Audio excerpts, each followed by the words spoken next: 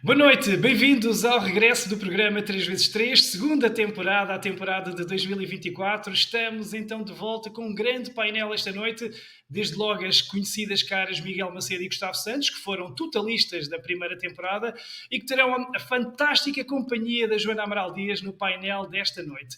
Ora, nesta segunda temporada a fórmula será simples, três comentadores, três temas, 3x3, um tema sempre sobre a atualidade da semana, outro sobre os temas importantes que a grande imprensa pouco ou nada informa e que muitas das vezes até oculta, e por fim, o terceiro tema será sempre dedicado a uma figura nacional ou internacional que se destaque pela negativa, e aí candidatos não faltam, a lista é interminável. Neste primeiro episódio trazemos então a debate a pouco falada lista de Jeffrey Epstein, que incrimina altos nomes de figuras ilustres do mundo no que diz respeito ao tráfico e práticas sexuais com menores. Abordaremos também no segundo tema as épicas revoltas dos agricultores por toda a Europa e que agora já chegaram a Portugal e que só tardiamente foram noticiadas pela grande imprensa. Isto já depois de vários dias, depois do próprio canal Sérgio Tavares ter mostrado ao vivo esses protestos em países como a Alemanha ou a França. E no terceiro tema trazemos Miguel Albuquerque, o demissionário presidente da Madeira, que depois de tantos anos de suspeições acabou por ser indiciado por corrupção e esquemas ilícitos, junto com o seu gangue da Câmara do Funchal. Ora, Portugal vê-se engolido por escândalos de corrupção que iremos aqui dissecar com o nosso painel, e Miguel Albuquerque, eu chamo-lhe o Junkie da Madeira, é apenas mais um desses rostos. Sem demoras, porque eu sei que vocês aí desse lado estão desejosos de ver o primeiro painel de comentadores do 3x3 desta segunda temporada, eu peço à minha produção para adicionar desde já o nosso painel. Ora, aqui está, caríssimos, muito bem-vindo. Que bom estarmos aqui. Antes de mais, eu vou começar por saudar a estreia da Joana Amaral Dias aqui. É uma enorme ativista pela liberdade. Já temos andado nas ruas juntos nessa cruzada pelos nossos direitos. Joana, bem-vinda. Que bom ver-te Obrigada. aqui. Obrigada, Sérgio. Obrigada pelo convite. É com muito prazer que aqui estou. Obrigado também. Gustavo, que saudades de estarmos aqui reunidos. Já tínhamos falado nisso pessoalmente. Bem-vindo de volta. Irmão, que bom estarmos de volta. Agradecer o facto da Joana ter aceito estar presente. Eu já lhe disse pessoalmente e por mensagem, já lhe agradeci o serviço público que faz, o facto de ser uma mulher tão destemida e ter uma importância tão importante a nível público aqui em Portugal. Já lhe agradeci, é para nós de facto um privilégio grande tê-la aqui. E quanto a ti, Sérgio e Miguel, fomos jantar ao Tia Alice em Fátima há um mês e gostava só de vos dizer que ainda estou a fazer a digestão.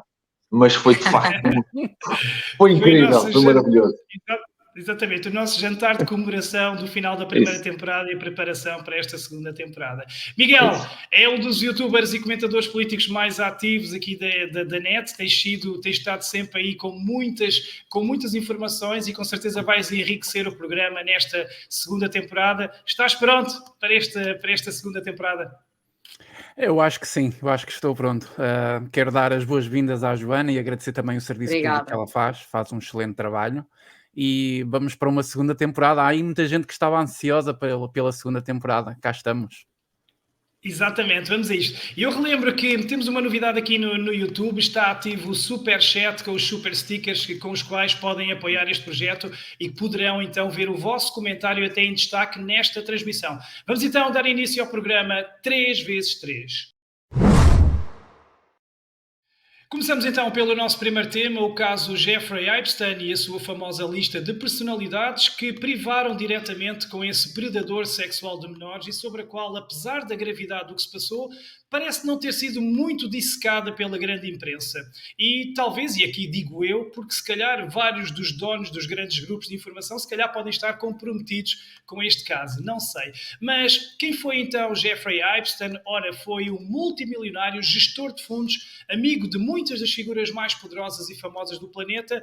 Foi também, então, predador sexual de menores convicto e mentor de uma sofisticada rede de tráfico de crianças e adolescentes, juntamente com a sua ex-namorada Ghislaine Maxwell, a qual está agora a cumprir uma pena de prisão de 20 anos. Há poucas semanas, os documentos confidenciais relacionados com esses crimes foram então tornados públicos pelo Tribunal de Nova Iorque, mais de 900 páginas, incluindo essa famosa lista Epstein, que inclui os nomes dos clientes desses serviços e também de outras figuras que privaram com ele.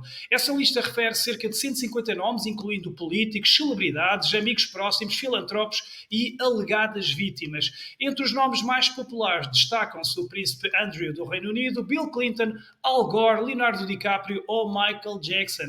Ora, Epstein foi acusado em 2019 então com os crimes de tráfico sexual, mas não foi a primeira vez que ele enfrentou uma acusação de cariz sexual, pois em 2008 já tinha sido condenado por solicitar prostituição de menores. Epstein era proprietário de 2 ilhas privadas nas Ilhas Virgens Americanas, numa das quais era então onde ele recebia os seus convidados e parceiros em festas luxuosas e onde se praticavam os crimes com menores. Os seus convidados chegavam a ir no próprio avião privado de Epstein, onde também seguiam as crianças e adolescentes. E era a sua ex-namorada Ghislaine Maxwell quem recrutava precisamente essas meninas, pagava-lhes dinheiro para participarem e pagava-lhes também para elas angariarem outras meninas para também participarem, e assim se ia formando uma espécie de pirâmide de pedofilia.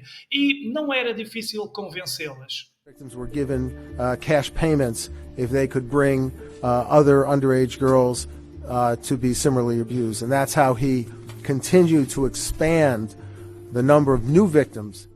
As meninas aceitavam porque achavam que era muito dinheiro de uma só vez sempre que colaboravam. If you think at 14, $200, that's a lot of money at 14 years old. I mean, that's a lot of money now.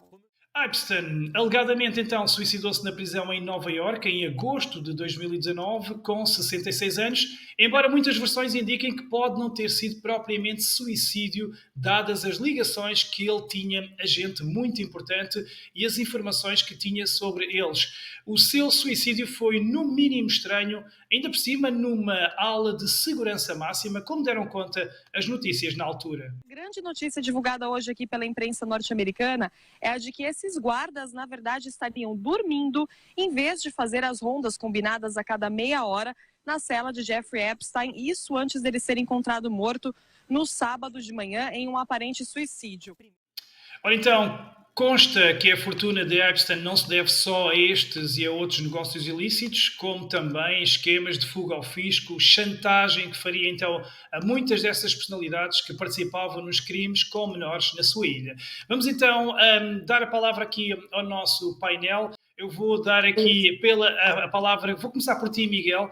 Vou-te pedir que opinião tens e que informações tens sobre este caso de Jeffrey Epstein e sobre o facto de parece que se está a abafar algo tão grave e que compromete tanta gente poderosa, nomeadamente nesta lista que foi divulgada.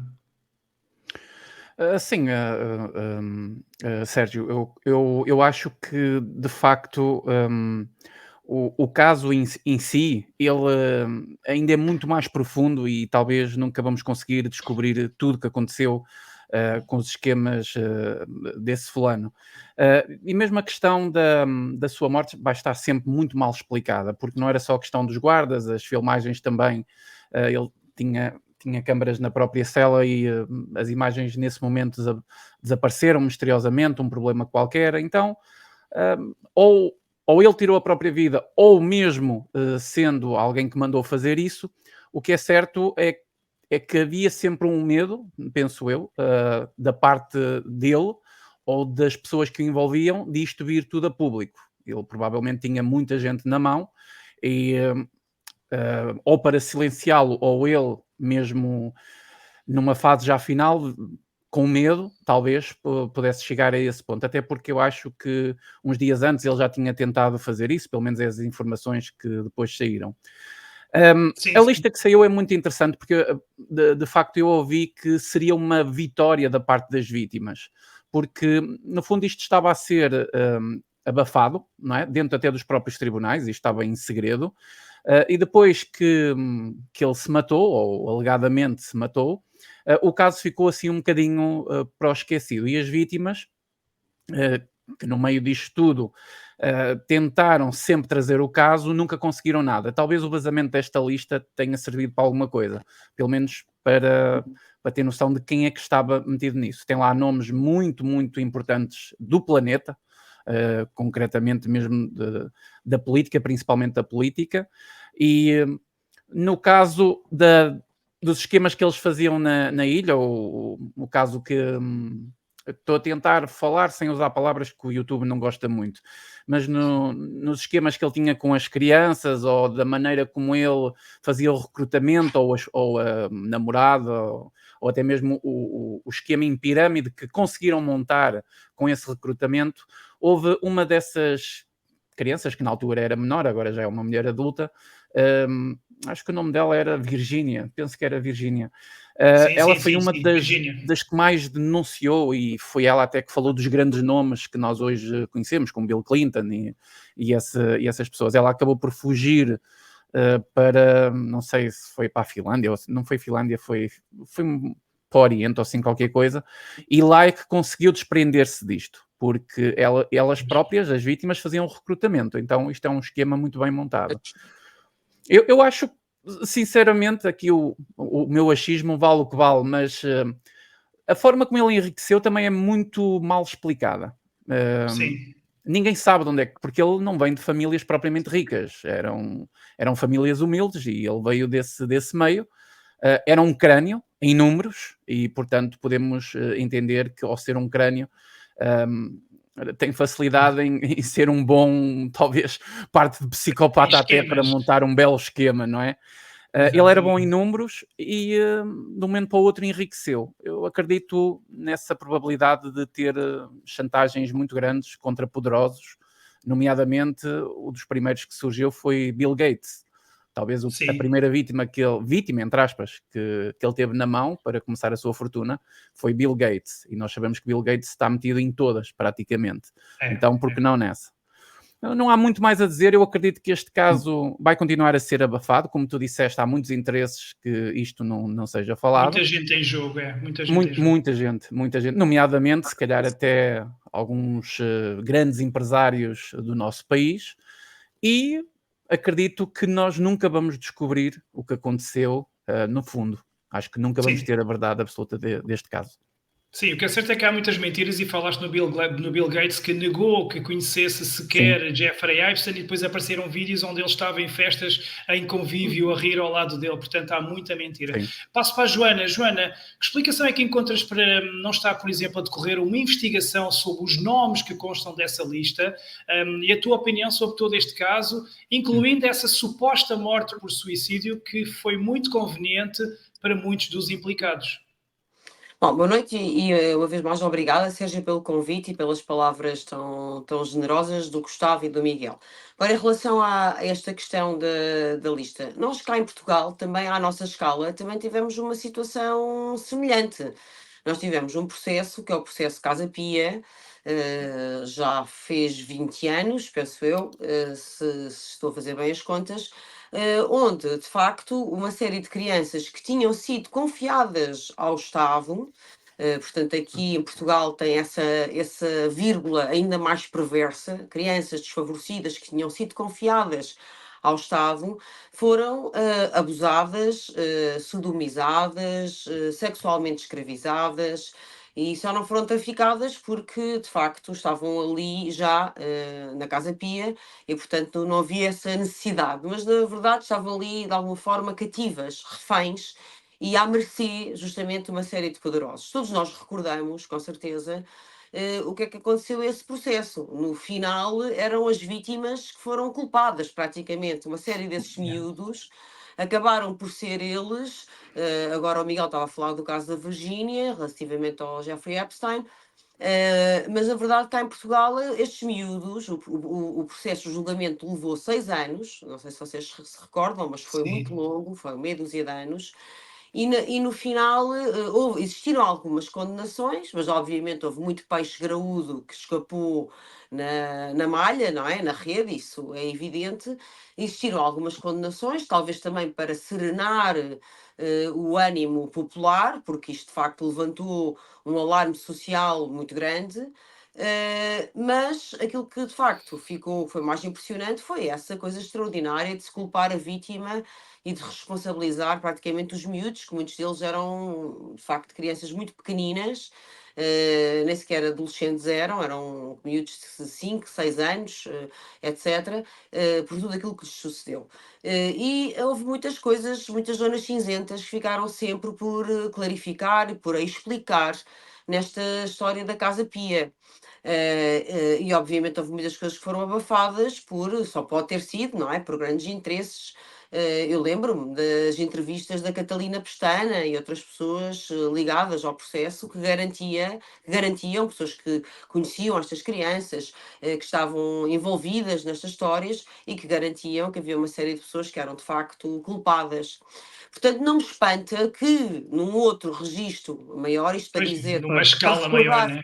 exatamente, numa outra escala, tudo isto também seja abafado e também seja tudo de alguma forma manipulado, ou seja, até inclusivamente a morte do Jeffrey Epstein, sobre a qual de facto recaem imensas suspeitas, até desde logo a tal o momento em que as câmaras, o momento exato, não é? Em que as câmaras de videovigilância falham, não é? Uma Sim, e todos a dormir, coincidência. né? E os Sim, guardas todos a dormir numa prisão de alta segurança. é uma coincidência absolutamente extraordinária. Agora, eu gostava de dizer, e dando aqui uma nota como psicóloga clínica, para além do enquadramento político, que é, na verdade, aquilo que se percebe em muitas elites e muitas castas, é que há uma espécie de um levantar de barreiras em termos das práticas sexuais, vão-se tirando limites. Há uma frase Sim, de uma poeta brasileira que eu acho muito interessante, em que ela diz, a propósito desta corja sociopática que nos governa, que ela diz que eles fazem estas coisas todas não é porque querem, não é porque gostam, é porque podem. Isto é de facto uma questão de poder e de exercício de poder sobre o outro, mais do que uma necessidade de uma satisfação sexual, mais do que um impulso e muito menos uma parafilia, uma doença, uma perversão sexual, uma patologia sexual, é de facto sucessivo levantar de barreiras, não é? Porque hoje é uma pequena burla, amanhã é um fundo que desaparece não sei quê, depois é um offshore, depois é e a mesma coisa se passa na vida sexual. E hoje tira-se uma barreira, amanhã outra, hoje é um threesome, amanhã é um não sei quê, depois é não sei quê. Quando se dá por ela, está-se a fazer um tal esquema piramidal pedófilo. Portanto, não é porque pois. gostem ou porque querem, é porque podem. E é este exercício do poder pelo poder, de um poder maligno e absoluto, que eu acho que é de facto que nós temos que encarar, que provavelmente estamos a defrontar. Isso, obviamente, depois só pode ter redes tentaculares, seja para a comunicação social, seja para as cúpulas políticas, empresariais, financeiras, etc. Pois, brilhante, brilhante. Foi de facto brilhante teres trazido esse comparativo com o caso aqui, Casa Pia em Portugal, que Pois, muitos já esqueceram, e foi um pois, brilhante paralelo. obrigada. Gustavo, as elites parecem ter, de facto, como a Joana falou, um gosto especial por menores. É um ponto comum que nós vemos, até em vários outros temas que abordámos, até na primeira temporada, quando falámos do adrenocromo. Qual é que é a tua opinião sobre mais este caso, que deveria ser esmiuçado até ao último nome, até à última consequência, mas lá está, parece não ser o caso. Sim, escuta, isto é mais um caso absolutamente explícito de que a justiça humana tarda e falha. E de facto esta elite vive, como a Joana disse muito bem, numa impunidade absoluta que ou o povo continua adormecido e como o que eles fazem está muito longe do espectro normal da pessoa comum e então não se faz nada, ou então levantam-se vozes e fazem-se buscas e investiga-se à séria e trazem-se de facto essas pessoas a uma justiça que tem que renascer. porque de facto ela está muito atordoada pelo dinheiro. E eu acho que era muito por aqui que eu queria ir, que este Jeffrey Frankenstein, porque é mais ou menos isto, é um claro exemplo, como a Joana disse muito bem também, de abuso de poder através do dinheiro. Ou seja, como têm muito dinheiro, eles podem de facto tudo. Podem ter as pessoas que quiserem, podem fazer o que bem lhes apetecer. O que é muito engraçado aqui é que eles podem tudo, mas depois, quando são apanhados, invocam a quinta emenda para ficarem em silêncio. E depois, quando são presos, e para arcar com as consequências, enforcam-se, alegadamente enforcam-se. Ou seja, parece que o dinheiro tem de facto muito poder, mas na verdade não tem poder nenhum porque eles são os fraquinhos, não é? Porque na altura de se responsabilizarem, invocam a quinta emenda ou então põem fim à vida deles. E é claro que isto é tentacular, ou seja, isto tem tentáculos por todo o lado. E eu acredito que ele possa ir mesmo ter posto fim à sua vida, porque se não fosse dessa maneira rápida, corria o risco de ser torturado de uma forma brutal, caso de facto se viesse a saber tudo o que aconteceu naquela ilha e noutros locais, porque ele tinha casas em vários sítios.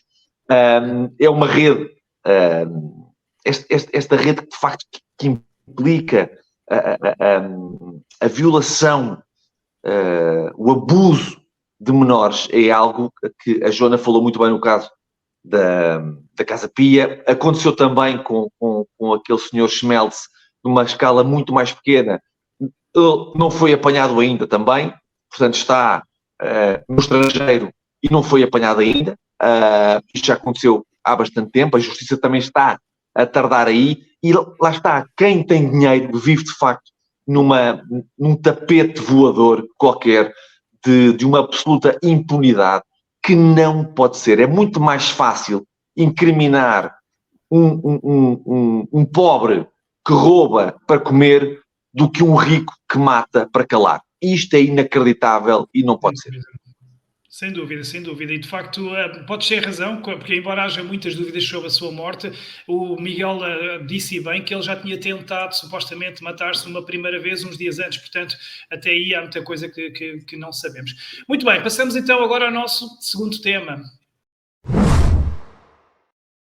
Trazemos agora a debate a revolta dos agricultores por toda a Europa, que estão a pedir melhores condições de vida, menos impostos, menos burocracia, mas também estão a atacar as políticas ambientais da União Europeia, que dizem ser insustentáveis e até acusam de estarem assentes em falsos pressupostos. Vocês podem assistir a muitas das principais imagens dessas épicas revoltas aqui no canal Sérgio Tavares, onde eu estive pessoalmente a mostrar ao vivo o que realmente está a acontecer e que já alastrou a vários outros países da Europa, como a Bélgica, Polónia, Roménia, Grécia, Escócia e até já aqui em Portugal. Ora, vou então adicionar aqui à discussão, aqui ao painel. Joana, começo por ti.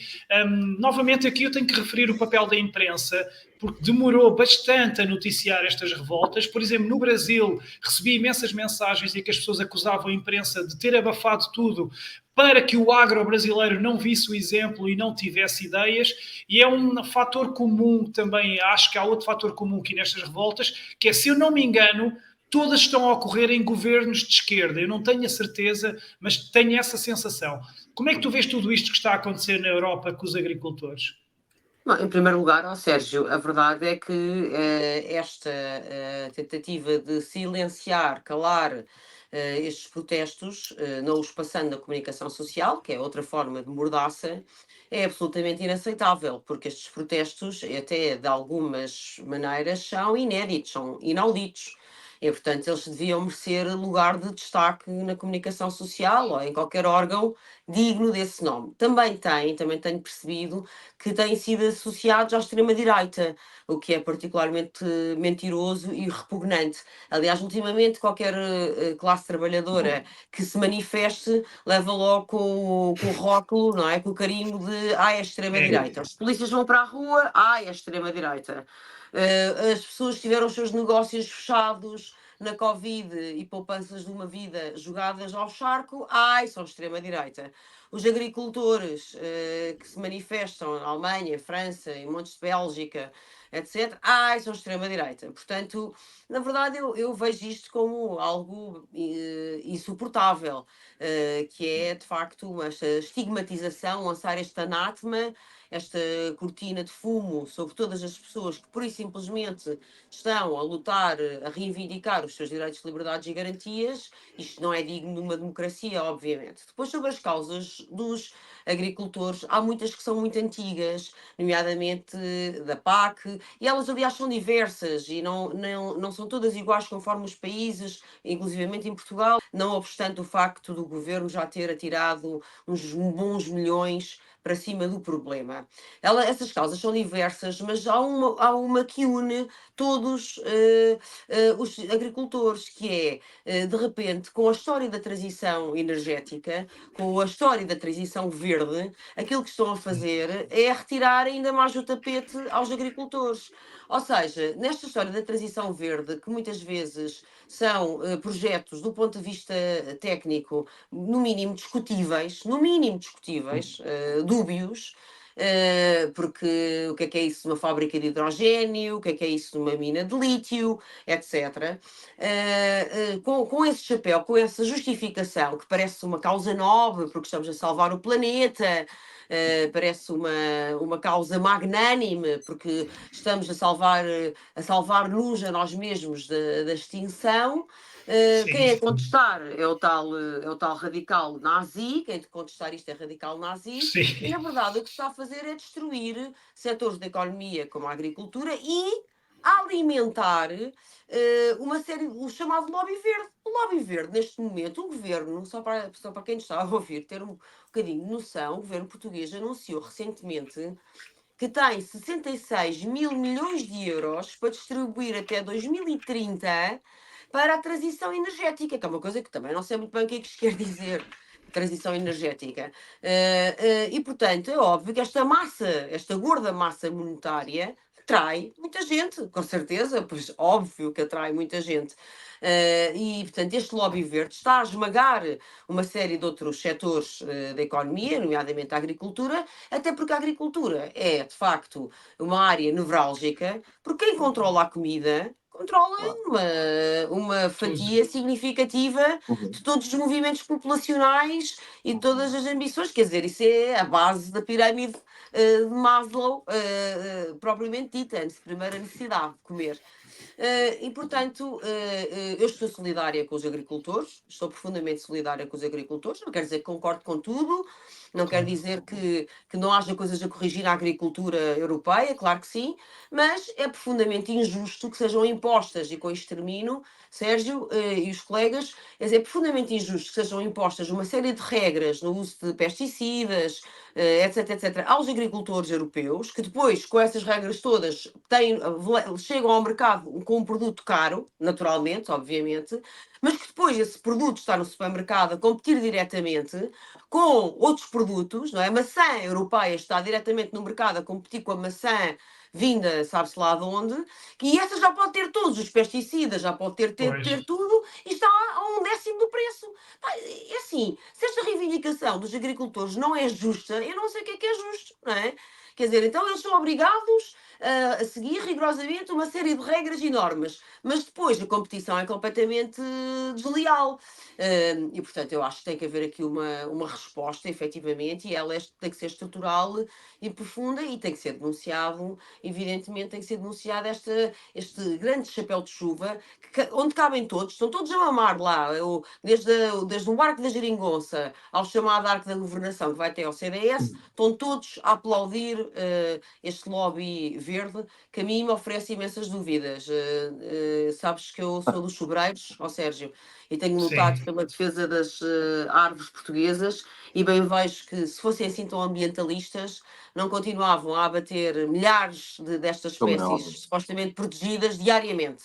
Isto é um exemplo de hipocrisia entre muitos, mas que a mim me diz muito, porque estou muito ligada, de facto, a essa causa.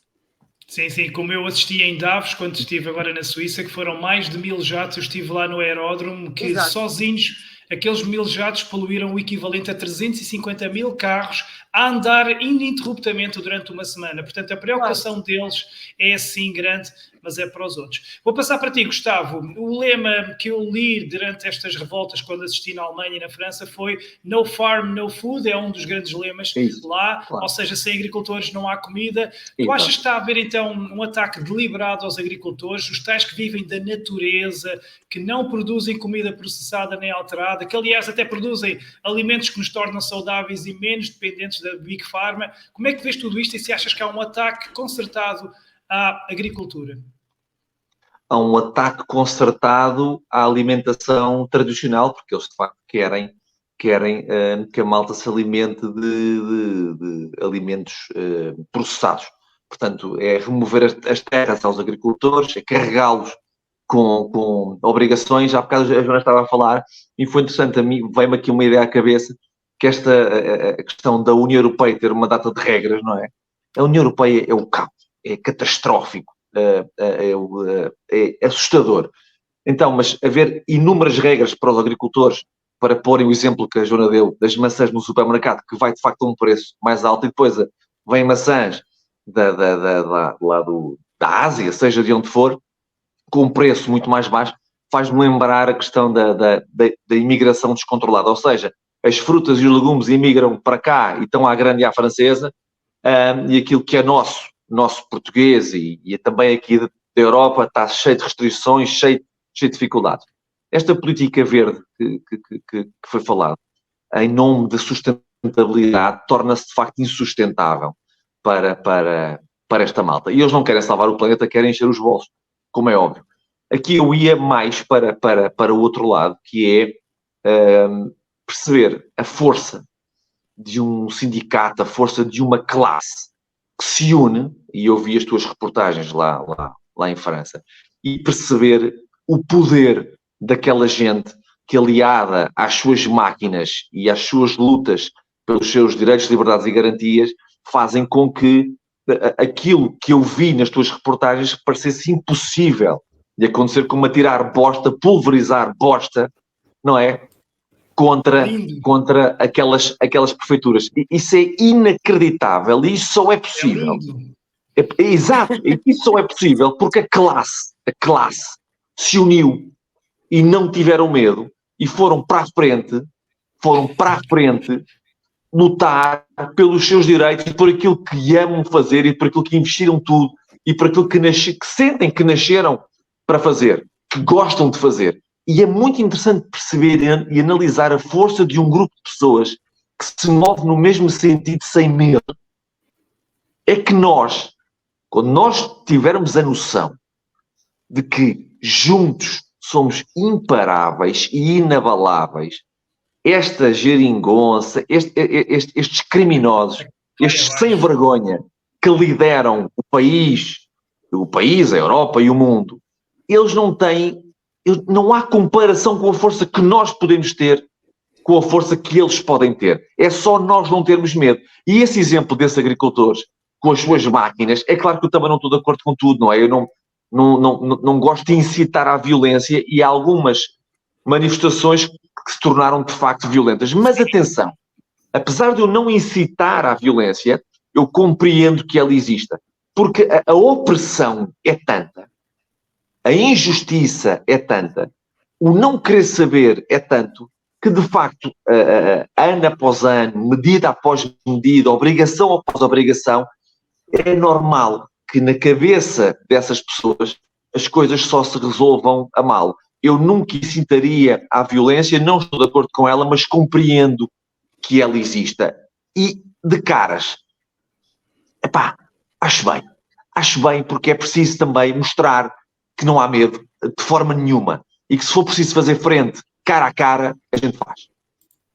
Perfeito. O poder está mesmo em nós e eu assisti ao vivo, dormi no meio dos agricultores em Agen e posso dizer que senti mesmo esse poder do povo. Miguel, para fecharmos este tema, vou-te pedir então a tua opinião sobre estas revoltas que têm como alvo a União Europeia, mas lá está, pelas minhas contas, a maioria são governos de esquerda. A tua opinião sobre isto? Olha, a minha opinião sobre isto, vou começar até por outra questão muito irónica. A Joana estava a dar a sua opinião e eu lembrei-me que saiu para ser mais preciso, em março de 2023, uma notícia que abateram 200 sobreiros para construir uma central fotovoltaica. Portanto, nós Sim, a estamos Joana nesse esteve nível de envolvida hipocrisia. até nessa luta. A Joana esteve É, nessa luta. então, chegamos a um ponto desta hipocrisia do, de recuperar e proteger o planeta e essa coisa toda. Outra coisa também muito interessante é que para os agricultores nunca há dinheiro, há sempre muitas restrições, mas para o PRR foram 43 milhões de euros para uma alimentação à base de insetos, para investirem nesse tipo de alimentação. Para aí há dinheiro para tudo e mais alguma coisa. Também acho isso muito curioso. E para a Outra coisa que ideologia de género também, né? também são quase 500 milhões só para isso, não é? Outra coisa que é importante aqui referir é que isto tudo também tem mão do Fórum Económico Mundial, não é? Isto são basicamente, então estamos a chegar a um limite em que os objetivos do Fórum Económico Mundial ficam cada vez mais explícitos pelos governos do mundo e vão criando estes movimentos. Agora, o problema está na resposta e os agricultores estão a dar uma resposta que não se vê em lado nenhum. Eu acho que, tirando os agricultores, talvez os motoristas,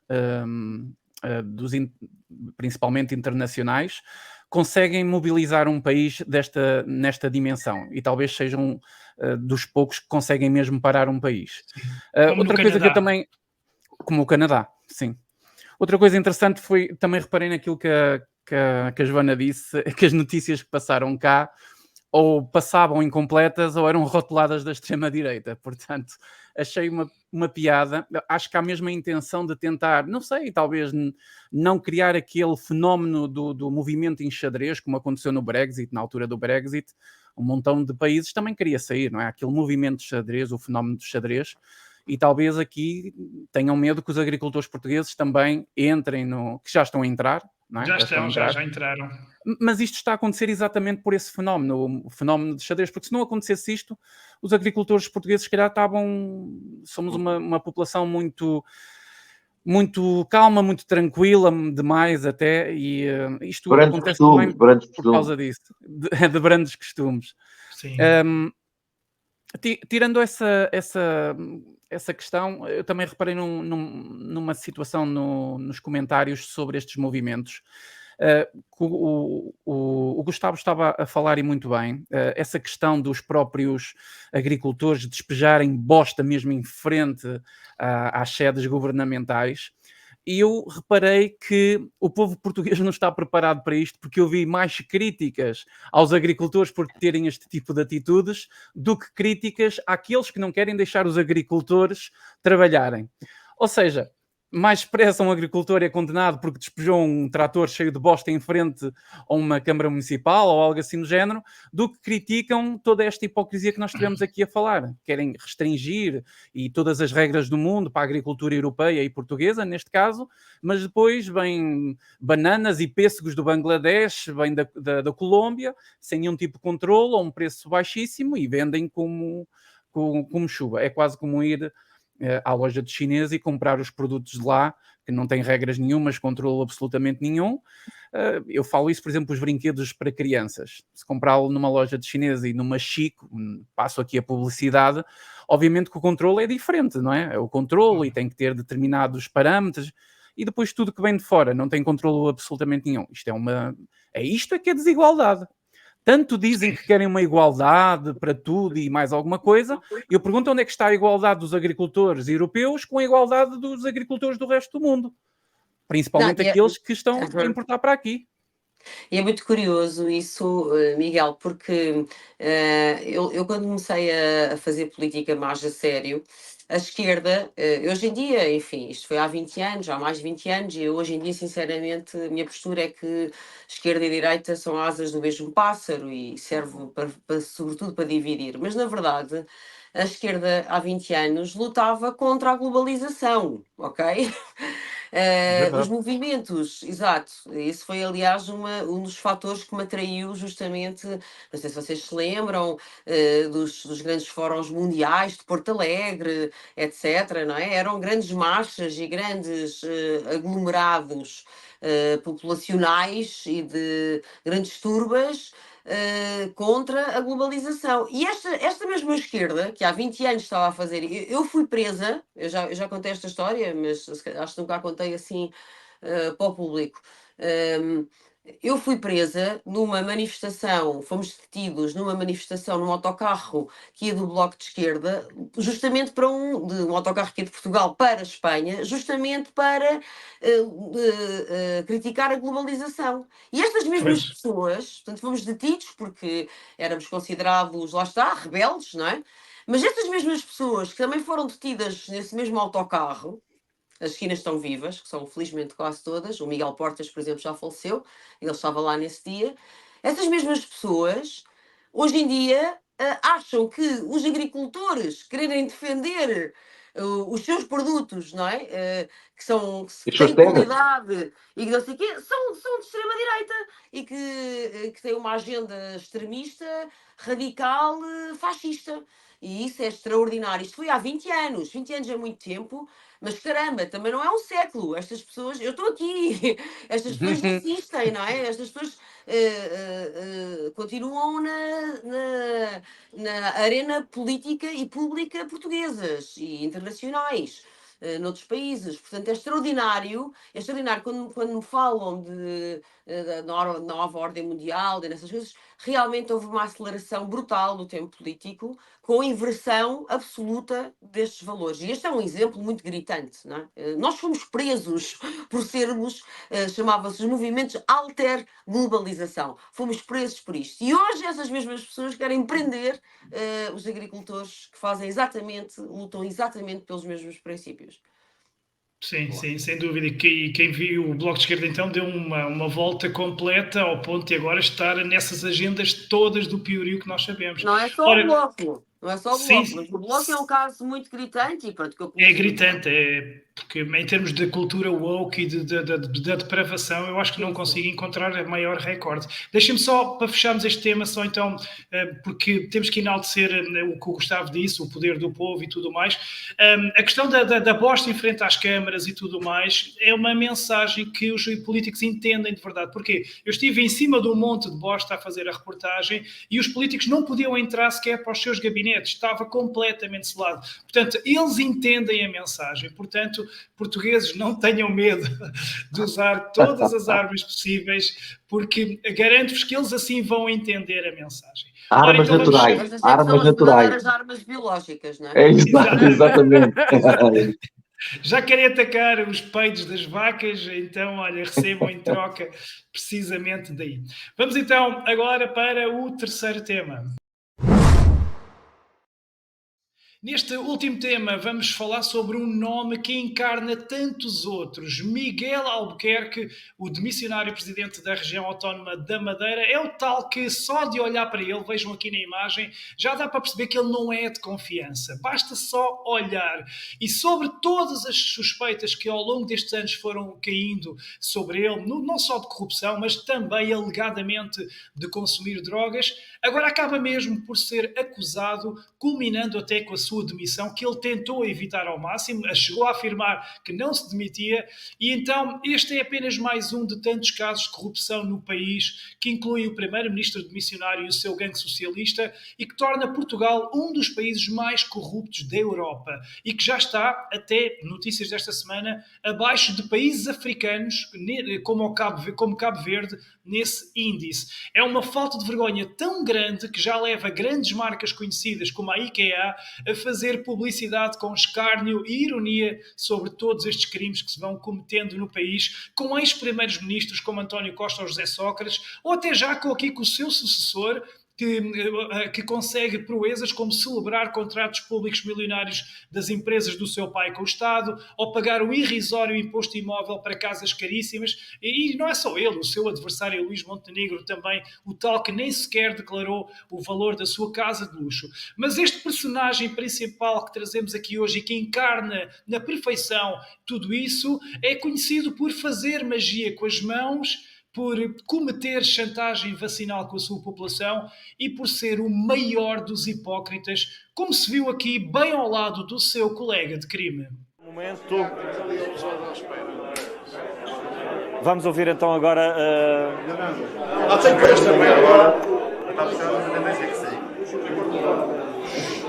Pedro Calado prepara-se então para essa declaração de vitória. Pedro Calado. Ponham a máscara. Não, põe a máscara. Boa noite a todos. Ora, ele foi então apanhado agora com transferências ilegais, descobertas mansões de luxo que ninguém sabia. Tal ele e o seu lacaio da Câmara do Funchal, o Pedro Calado, que foi apanhado com diamantes, notas e dinheiro embrulhado em papel vegetal dentro da própria Câmara. Isto é surreal, não há palavras, é bater no fundo. Eu vou adicionar aqui o meu painel, vou começar por ti, Gustavo.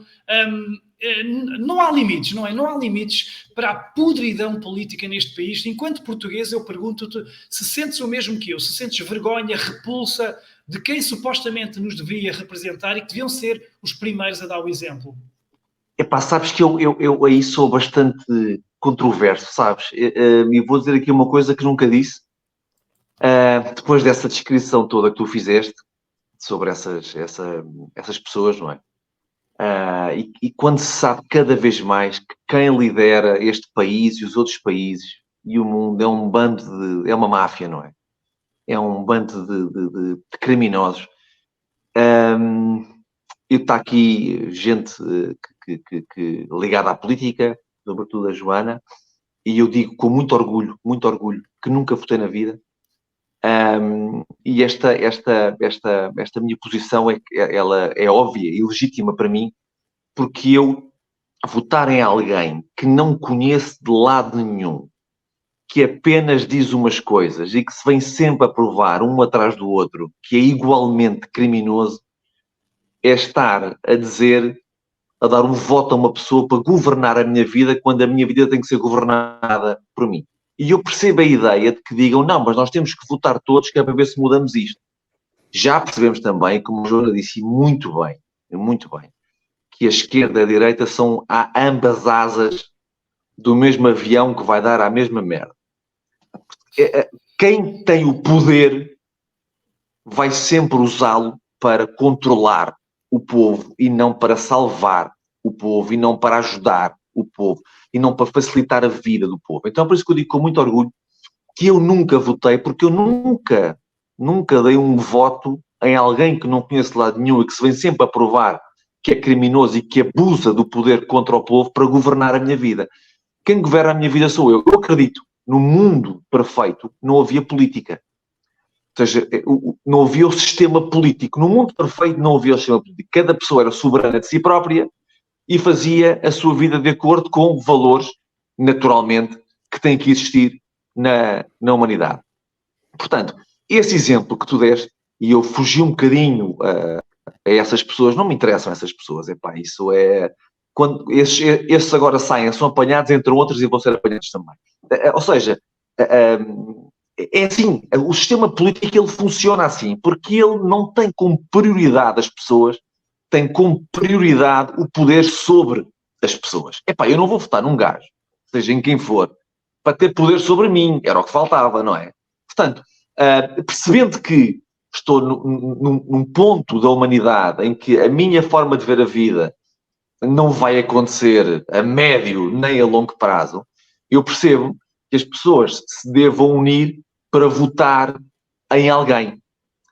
No dia em que eu sentir que há uma alternativa a esta miséria humana que governa este país, no dia em que eu sentir que há uma alternativa humana, nesse dia eu vou votar. No dia em que eu sentir que alguém é confiável, verdadeiramente confiável, nesse dia eu vou votar. Até lá, e perdoem-me, vocês que estão aqui, quem nos vai ver, perdoem esta frase, mas eu penso mesmo assim. Hoje em dia, tendo em conta a classe política que nós temos, votar é um ato irresponsável. Para mim, porque é dar o poder da minha vida a uma pessoa que se vai provar mais cedo ou mais tarde que é criminosa e que me quer fazer mal. E isto eu não faço. E esta é a minha posição. Mas no dia em que eu sentir que existe uma alternativa confiável, humana, verdadeiramente para as pessoas, nesse dia eu irei votar. Esse dia ainda não chegou. Perfeito, perfeito. E respeito perfeitamente a tua e percebo a tua convicção. Eu penso de maneira diferente, porque eu penso que se não votarmos vai-se manter, e desculpem-me a expressão, a mesma merda de sempre lá. Portanto, eu aí penso diferente, mas entendo perfeitamente, porque temos aí muita coisa que concordamos. Deixa-me passar aqui para o Miguel. Miguel, Portugal está entre os países da Europa mais corruptos. É incrível, um dos mais corruptos da Europa. Tu achas que o facto de sermos governados alternadamente por PS e PSD, que para mim são exatamente a mesma coisa, só muda o cheiro, o resultado está aqui à vista? E, na tua opinião, quão mau é tudo isto? Bom, pelo menos somos bons em qualquer coisa, ficamos em primeiro em qualquer coisa, o mal já não é tanto. Olha, só uma coisa interessante sobre esse caso da Madeira. Fiquei particularmente satisfeito, talvez assim um gosto até de uma pequena vingança pessoal, só por causa do esperto ter obrigado à picagem ao povo da Madeira. Já foi bem feito só por isso, só por ter dado uma de imperador romano, já foi bem feito. Esta questão da corrupção, não vale a pena falar deste caso em concreto, porque isso é feito pelos programas de política, na televisão, nos YouTubes, nas redes sociais, e isso vai dar ainda muita raia. Pronto. Enfim, acho que o que interessa aqui é mesmo perceber que eu acho que a política é algo já intrínseco desculpem, a corrupção é tão evidente que eu até me engano. A corrupção é uma coisa já intrínseca à política portuguesa. E eu acho que isto já é uma coisa cultural, sinceramente. São eles que estão lá e tiveram a oportunidade de estar. Se calhar se fossem outros que não tinham a oportunidade, também se calhar faziam igual. Eu acho que já é uma coisa... Não estou a dizer que o povo português é naturalmente corrupto, mas eu acho que já é uma coisa que está a ser normalizada. Banal. É banal, porque as pessoas olham... É só mais um. Ainda ontem eu fiz um direto, e se calhar vou terminar por aqui porque não há muito mais a dizer. Ontem fiz um direto no meu canal onde fiz uma análise a um programa que era da TVI chamado Olhos nos Olhos, entre a Judite Souza e o Medina Carreira. E fiz o debate, não era propriamente um debate, mas o debate entre Medina Carreira e Paulo de Moraes. Tem cerca de 14, 15 anos esse programa. O que eu ouvi ontem, nesse debate, Paulo de Moraes é um perito nesses esquemas de corrupção, mesmo do tempo das PPPs e por aí fora, do caso do BPN, estamos a falar dessas alturas. O que eu vi naquela altura é o mesmo modus operandi que eu vejo hoje, só que é com outras personalidades e com outras pessoas, não é? Portanto, isto é uma coisa já tão da cultura portuguesa, que eu até fico assim um bocado... Já não admira, né? Isto não vai mudar. Mas tem tendência, mas também tenho que ser sincero, isto tem tendência a mudar. Porque tanto anda que mais pessoas como o Gustavo, da forma como o Gustavo pensa, vão surgir. Então, eu acredito que este caso é só mais um. Sim, e podem ser importantes. Eu acredito que este caso é só mais um. Tem a relevância que tem. O poder todo está corrompido. Todos os poderes estão corrompidos. Quer dizer, nós estamos num imenso lamaçal de escândalos políticos no continente, nas ilhas, na presidência da República. Não há nada que se aproveite politicamente. Não há um órgão, Não há nada que se aproveite politicamente. E está tudo bem. Está tudo bem, não se passa nada. Não é? E se nós falarmos, ainda somos nós os extremistas e os radicais, e somos contra tudo e contra todos, estamos sempre a reclamar. Nós é que queremos a ditadura e essa coisa toda. Nós é que somos esses. Portanto, eu acho que este caso que surgiu só deu mesmo para ter a certeza de uma coisa. Nós, como povo, estamos a ter aquilo que merecemos. Embora eu admita que há pessoas que não merecem, estão a passar por isto e não merecem passar por isso. Mas como povo, deixamos-nos chegar a este ponto. E acho que não tão cedo talvez a mudança seja um bocadinho difícil. Eu falo da mudança não política, eu falo da mudança da mentalidade do próprio povo português. Isto num país qualquer, se calhar estava tudo na rua a depositar os mesmos quilos de bosta que os agricultores fizeram. Talvez. E o que é que o povo português está a fazer? Calmo e sereno. Um povo de brandos costumes, como diz o Gustavo. Sim. E não se passa nada. Eu ainda esta semana ouvi uma conversa de café de reformados, estavam a falar do Isaltino aqui em Oeiras, onde eu estou, e a dizer, ele roubou muito, esteve preso, epá, mas fez. Portanto, se fez, não me interessa se roubou. Eu ouvi literalmente, olha, e quero dizer também que festejei a detenção e aqui esta acusação do Miguel Albuquerque, porque ele foi realmente um dos maiores ditadores sanitários que tivemos em Portugal. O que ele fez na Madeira, como ele se ria, orgulhoso de chantagear os jovens, o que ele fez à sua população, a mim dava-me uma repulsa mesmo muito grande e coloca-o, por exemplo, na minha cabeça ao nível de Bill Gates, de Ursula von der Leyen, que são pessoas que eu vou festejar com champanhe quando desaparecerem da Terra. Portanto, só para perceberes o grau de satisfação que também tive. Pessoal. Exatamente. Vamos ao Tiago. Exatamente.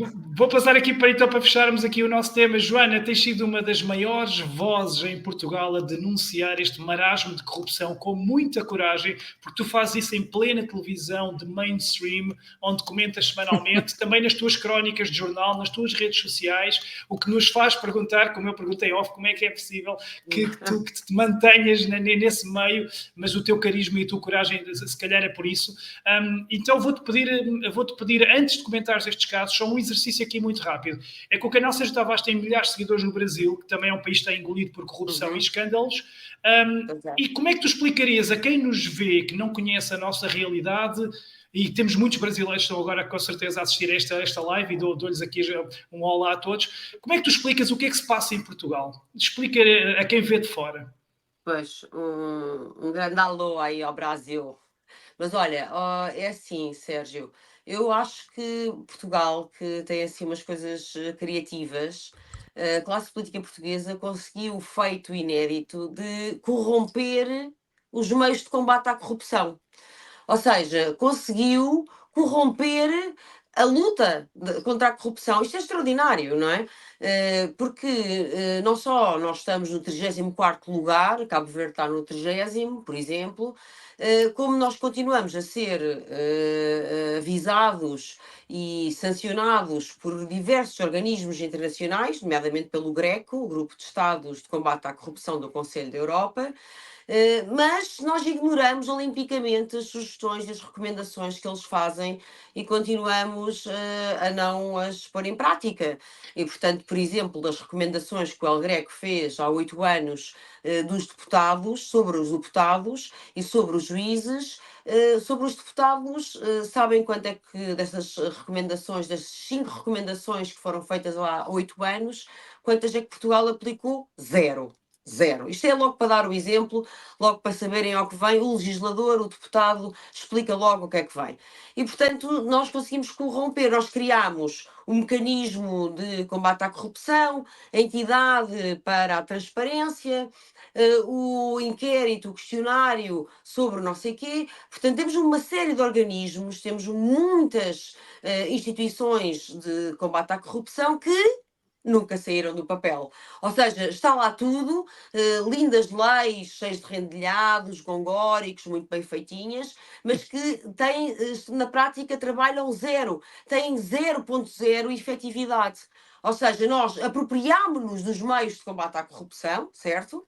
Nós dizemos ao Conselho da Europa que vamos seguir as recomendações, nós criamos estes organismos, etc. Mas depois, na prática, nada acontece. Portanto, há toda uma fachada, há todo um embuste, um falsete, em que parece que está a acontecer alguma coisa, parece que se está a fazer algum caminho, mas na verdade estamos piores do que nunca, porque agora não só temos a corrupção, e cada vez mais ardilosa, como nos apropriámos desses meios de combate à corrupção. Isto é extraordinário. Eu acho que deve ser o único país do mundo que conseguiu este feito incrível.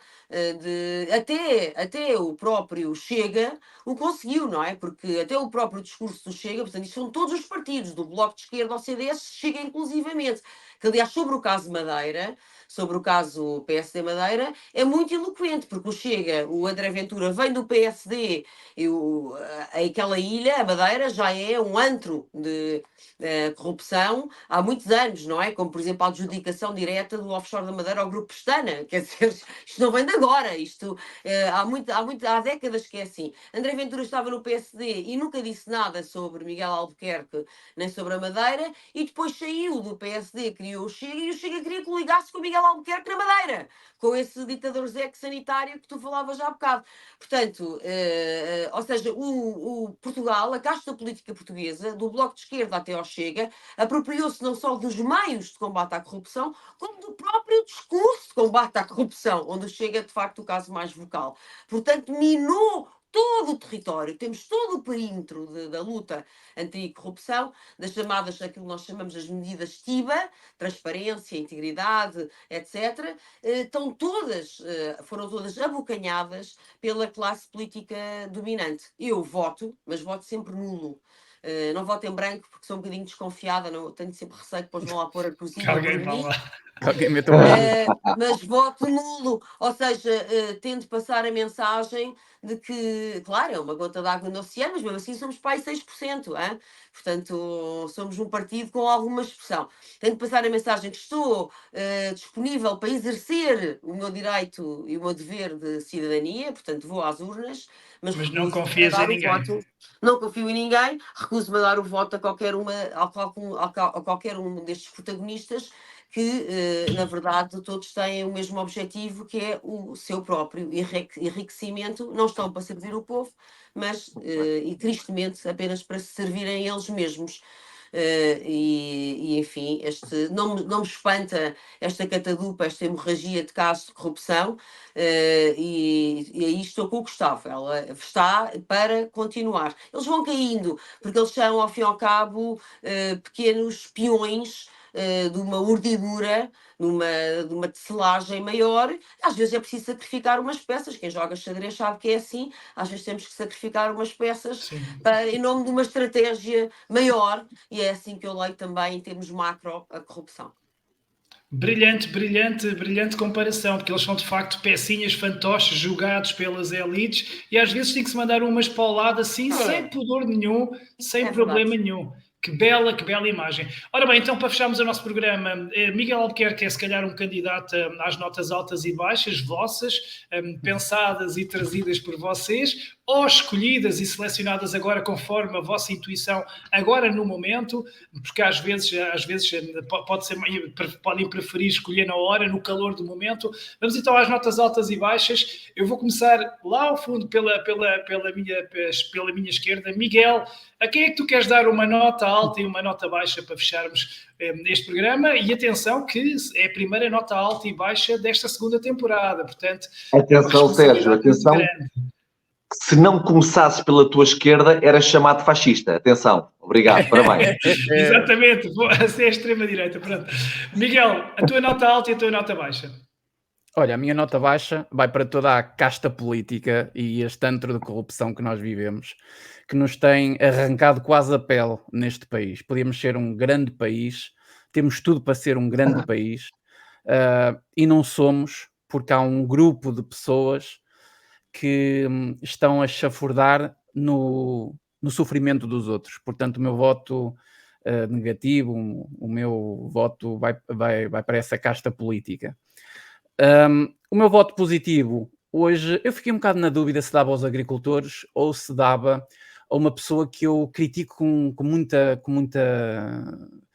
energia, que é Marcelo Rebelo de Sousa, só por causa de uma coisa, que ele chumbou 2 diplomas da ideologia de género e dos nomes neutros. Das casas de para trás e das casas de banho. Isso da autodeterminação de género, incluía esse projeto das casas de banho mistas. E ele já teve muito, e desculpa, Miguel, ele já teve muitas vezes como nota má aqui no 3x3 na primeira temporada, portanto... Sim.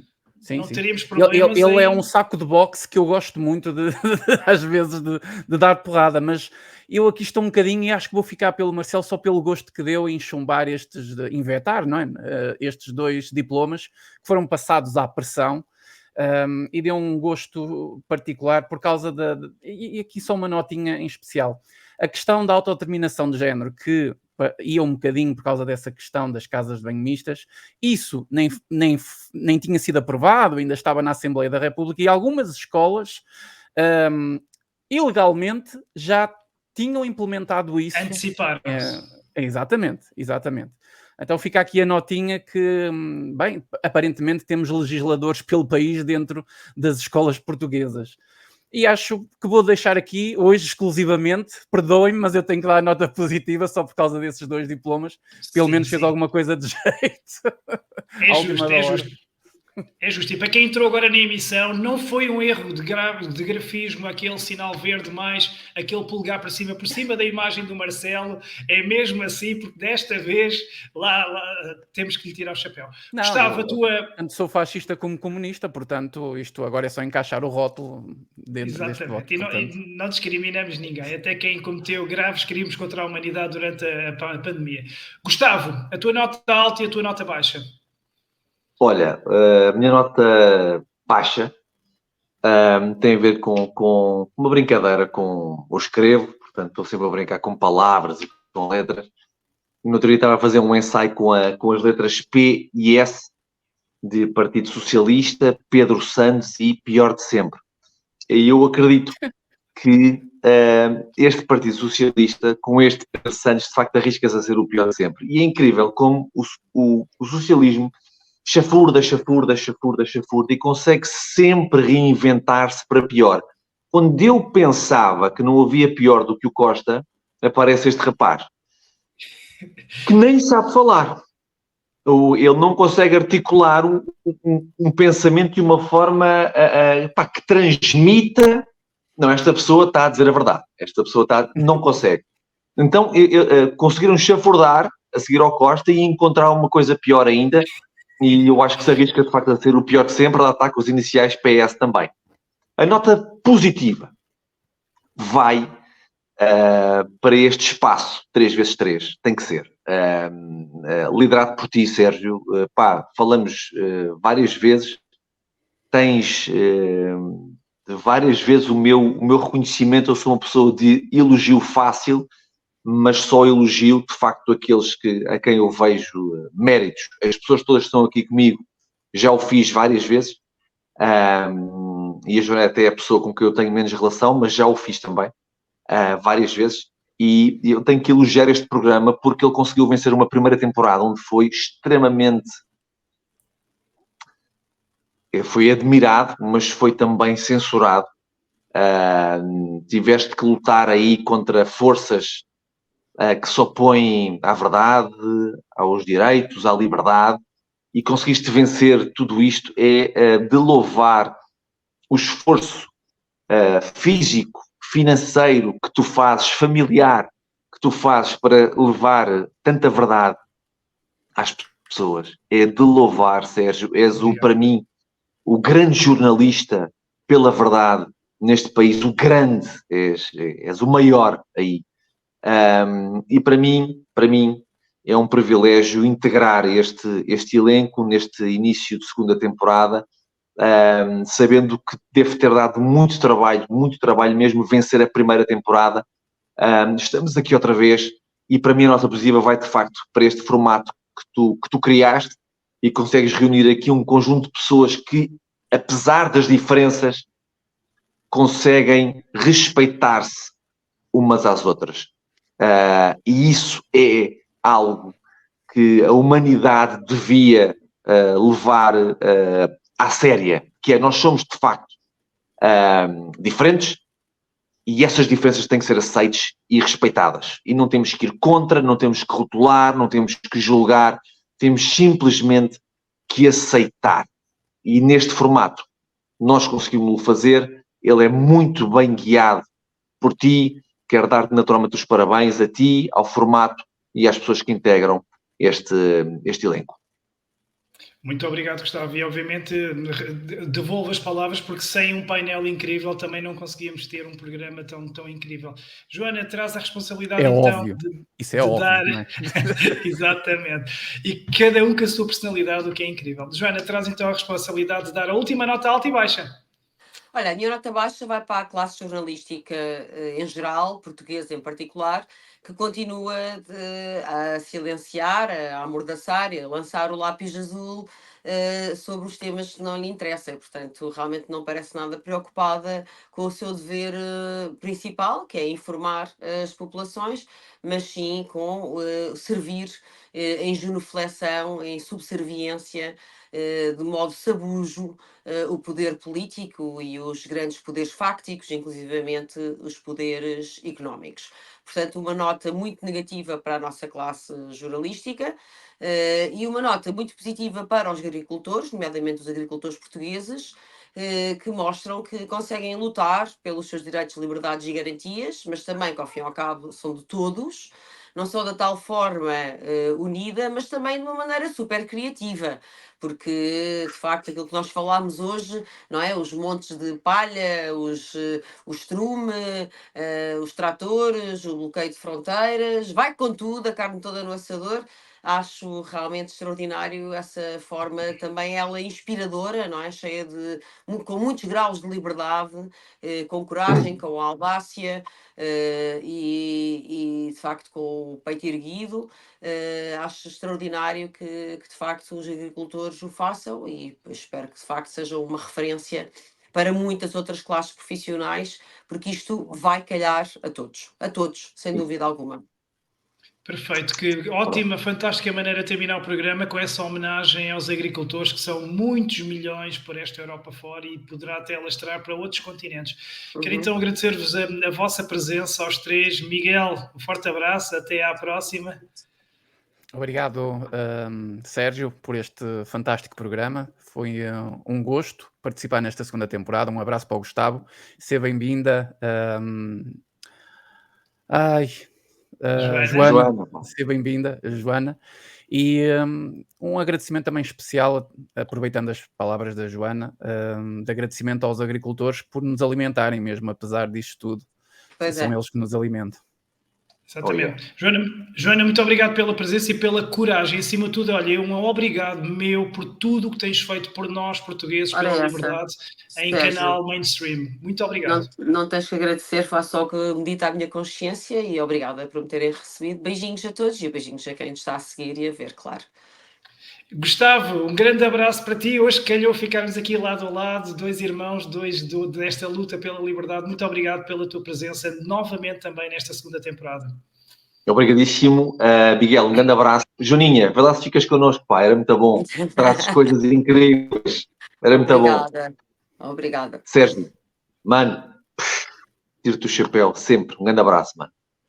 Muito obrigado, muito obrigado. Obrigado aos três. E claro, uma palavra de agradecimento a todos vocês que estão aí desse lado e muito obrigado pelas milhares de comentários, de partilhas nos grupos do WhatsApp. Os vídeos do canal Sérgio Tavares estão a correr o mundo, estão nas grandes figuras de Portugal, do Brasil, estão a ser partilhadas e se enche-me de orgulho os vídeos de Davos, da Alemanha, da França e mesmo reportagens aqui em Portugal. Muito, muito obrigado. E eu relembro que, obviamente, e como disse o Gustavo, isto é um projeto independente, não tem qualquer apoio institucional, não tem patrocínios e vive apenas do apoio dos seus seguidores e espectadores e por isso novamente convido-vos a tornarem-se apoiadores oficiais aqui no YouTube. É muito simples, basta clicar no botão aderir do ecrã principal ou então acedendo ao site www.canalsergiotavares.pt. Tem lá várias formas de apoiar este projeto para cada vez fazermos mais, chegarmos mais longe e acima de tudo lutarmos pelo que mais queremos, a nossa liberdade.